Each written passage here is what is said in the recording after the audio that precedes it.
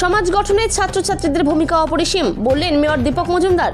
বুধবার আগরতলা শিশু বিহার উচ্চ মাধ্যমিক বিদ্যালয়ে 2025-26 বার্ষিক ক্রীড়া প্রতিযোগিতায় অংশগ্রহণ করে ছাত্রছাত্রীদের হাতে পুরস্কার তুলে দিলেন আগরতলা পৌর নিগমের মেয়র দীপক মজুমদার।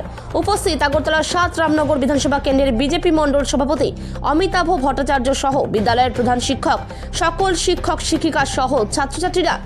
পরবর্তী সময় বক্তব্য রাখতে গিয়ে মেয়র দীপক মজুমদার কি বলছেন শুনে নেব। ত্রিপুরা থেকে বিক্রম কর্মকারের রিপোর্ট, বিগ নিউজ বাংলা। স্টুডেন্টকে প্রতিগত বিদ্যাপতি উন্নয়নের যে এক্সট্রা কারিগরি আছে বা গুণাবলী আছে তার প্রকাশিত কাছে অত্যন্ত প্রয়োজন। সুস্থ দেহ থাকলে সুস্থ মন থাকে, আর সুস্থ মন থাকলে আমরা বিশ্বাস করি যে পড়াশোনা তাদের মনোযোগ অবশ্যই থাকবে। তো যাই হোক, শিশুরা হাসিন স্কুলে একটা সুনাম আছে, রাজ্যের একটা বড়দিন, শহরে না শহরে রাজ্যের একটা বড়দিন বিদ্যালয় হিসেবে তারা আত্মপ্রকাশ করেছে। এই বিদ্যালয় থেকে অনেক ছাত্রছাত্রী যারা এই রাজ্যের হয়ে দেশের হয়ে বিদেশে সফলভাবে প্রতিষ্ঠিত আছেন, এবং আমি ব্যক্তিগত অনেকে জানি, আমি যদি শিশুদের স্টুডেন্ট নয়, আমি নবসাগরের স্টুডেন্ট ছিলাম, তো আমার যাতায়াতের বাড়ির পক্ষে রামনগর বাড়ি এই রাস্তাটি ছিল। শিশুদের প্রতি আমার বিদ্যালয়গুলো দুর্বলতা ছিল, এবং যারা পড়াশোনা করতে আমাদের সময় তাদের সঙ্গে যোগাযোগ ছিল, বা তাদের অভিভাবকদের সঙ্গে বিশেষ করে যোগাযোগ ছিল।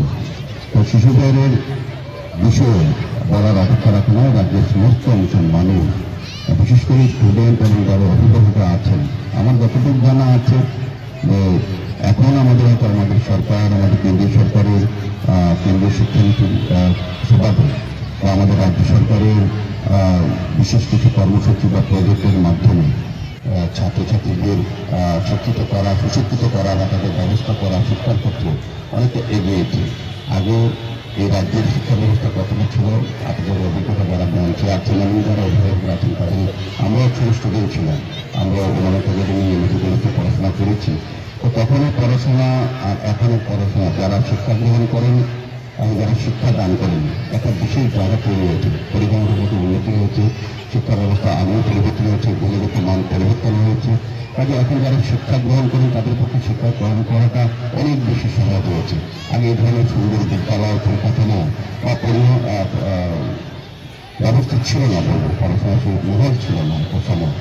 কিন্তু এই রাজ্যে আমাদের সরকার আসার পর, না বিশেষ করে কেন্দ্রীয় শিক্ষানীতি বলেন, এখন কিন্তু রাজ্যের বিভিন্ন প্রান্তে একদম অন্তিম এরিয়া অব্দি কিন্তু এখন শিক্ষার মান অনেকটা উন্নত হয়েছে বলবো। এবং ধীরে ধীরে আমাদের সরকার চেষ্টা করছেন সবচেয়ে বেশি যে দরকারটা হল শিক্ষা। শিক্ষা আমাদের সমস্ত বিষয়ের মেইন আলোর পথ বা দিশার পথ দেখা শিক্ষা।